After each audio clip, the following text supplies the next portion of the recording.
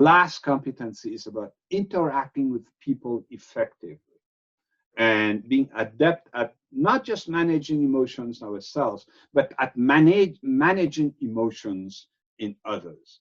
The greatest benefit for leaders who are good at effective relationship is to become the kind of leader, the kind of masjid president, the kind of scout, Muslim scout leader, the kind of Muslim business leader that others want to work for or volunteer with.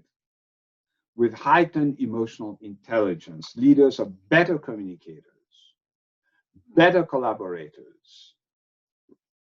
And current research shows that more than anything else, if you look at leadership research, which is abundant, leadership practices tend to have the most impact on work environment, whatever that work environment is.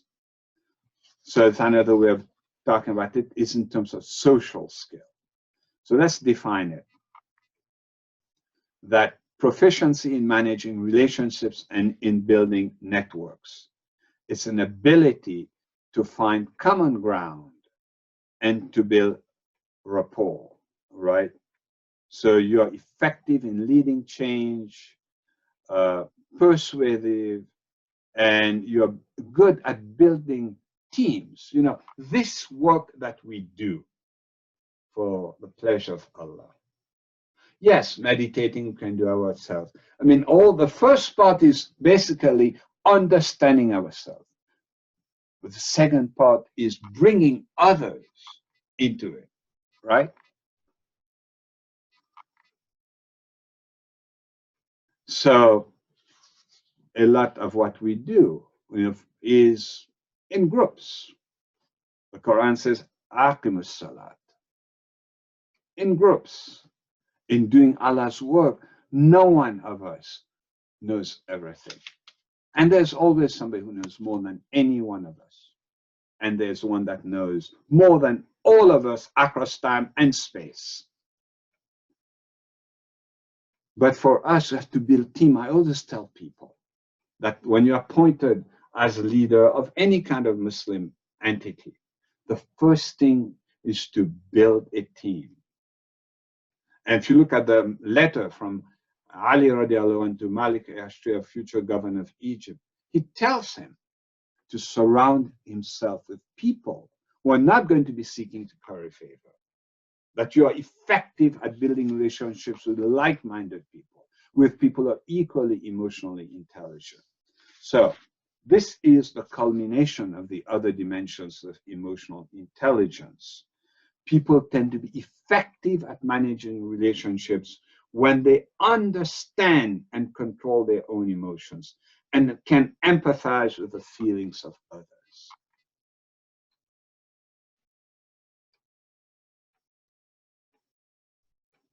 Khadija radiallahu anha understood our Prophet so well, even before he received Wahi or at the moment of Wahi. When he ran to her after Jibreel salam had revealed the first verses, and he was scared, and he was shivering, and he covered, and he was afraid of the devil, and he could still see the angel. And Khadija radiallahu anha said, "Do you say, kind of hugged him and said, do you still see him?" He said, "No. If that had been Shaitan, he would have still been there." She understood him.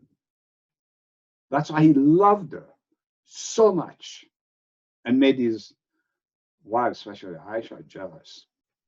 Aisha radiallahu anha. So, working as an emotionally intelligent leader, working with emotionally intelligent followers, which takes time. That's why Muhammad sallallahu alaihi wasallam spent so many years at Dar al-Arqam training people in exactly this. And of course, in the deen. But then they accomplished amazing things. So Prophet ﷺ said in this hadith reported by Abu Huraira in Sahih al-Bukhari, anybody who believes in Allah and the last day should not harm his neighbor. And anybody who believes in Allah and the last day should entertain his guests generously. And anybody who believes in Allah and the last day should talk what is good or keep quiet. If you know what you're going to say is going to trigger that person, why on earth would you do that? Why would I get that person upset? Is my knee in the right place? Right? And abstain from all kinds of evil and dirty talk. And this is a testimony of how good, as a result of the training that Muhammad ﷺ had given to them, Muslims became. It is written by Muhammad ibn Ja'far, a companion of the Prophet ﷺ, that a Christian delegation to the Prophet, that came to the Prophet and said, "O Abu Qasim, send one of your companions with us, one in whom you are well pleased, to judge between us on some questions of property about which we disagree among ourselves. We, the Christians, have a high regard for you Muslim people." That's how far we had become. So the research shows in emotional intelligence, when the emotional intelligent leader is working hand in hand with his or her emotionally intelligent followers, there's something in psychology that we call resonance. Their brain are kind of tuned to one another. That also happens in marriage, where husband and wife will love each other and care for each other. So they have what we call resonance. That's a term that's used in emotional intelligence. And so for us Islamic organizations, when we have that kind of resonance between leaders and followers, and we have this goal enunciated in the Quran, in the Hadith of the Prophet ﷺ, and we have this long-term, overall ummatic goal, right? This compelling vision, then we're inspired like Ayub Sultan. We're inspired like Sultan Fateh. We're inspired like Salahuddin Ayyubi. We're inspired. We still have great leaders in the Ummah, but it may be politically incorrect to mention them right now, and you know why I'm saying that. Influence, right? Indicators of the leaders' power of influence range from finding just the right appeal. Look at Muhammad Sallallahu Alaihi Wasallam talking with Abu Bakr, and then look at him talking to that Bedouin, and then look at him talking to Abu Zar. Look at him talking to Aisha radiallahu anha when she's all upset. Right? Developing others as a result of EI. Leaders who are adept at cultivating people's abilities show a genuine interest in those they're helping, like our Prophet ﷺ did, like Umar, like Uthman, like Ali, like all the great leaders in Islamic history.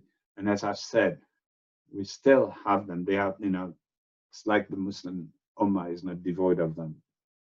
And they become change catalysts, right?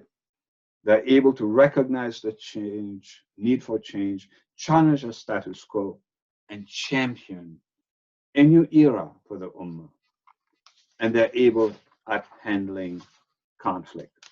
So my last question as I'm leaving, so in building relationships, we use all 5 emotional competencies, right? Try to influence towards what is good, right? As Allah said to our blessed and beloved Prophet Sallallahu Alaihi Wasallam, Surah 68, verse 4, وَإِنَّكَ لَعَلَى خُلُقٍ عَظِيمٍ. Leadership towards, that is, related towards akhlaq, towards what is good, right? Influence towards what is good. Use shura, and we'll talk about that later on. We'll talk about decision making, and motivate and inspire others to work fi sabilillah. Numbers don't matter. Numbers have never mattered in this Ummah.